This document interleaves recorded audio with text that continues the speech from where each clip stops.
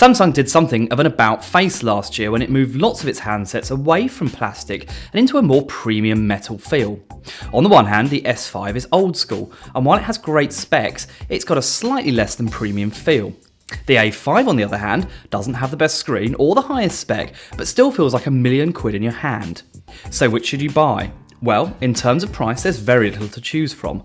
What it will boil down to is which is more important to you, style or specs.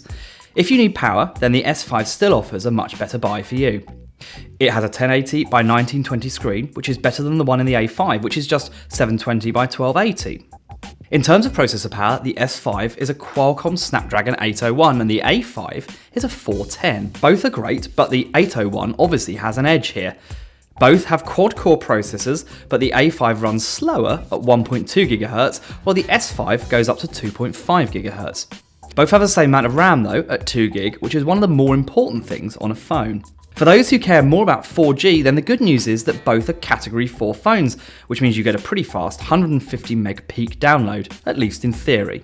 Storage is 16GB on the A5, and there are both 16 and 32GB variants for the S5.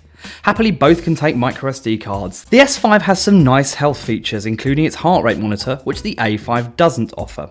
This is of little use to most people though, and it's really more of a curiosity feature. That said, if you want it, then your chances are easier. In terms of cameras, things get interesting here. The S5 has a 16 megapixel rear camera, but only a 2 megapixel front camera.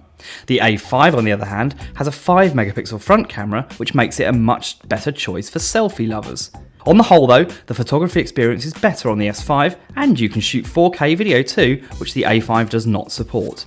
If weight is something of a concern to you, then the A5 wins this battle as it's a decent amount lighter than the S5. If battery matters to you too, then the A5 is likely to be the smarter choice. The lower resolution screen and slower processor mean that you should see longer on a single charge with the A5. The S5 isn't a disgrace, but its high power features will drain its admittedly larger battery quite quickly. So there you have it, two great phones with fairly different markets. If you need style in your life, then the A5 is the way to go, and if power is all that matters to you, then get the S5. It's as simple as that.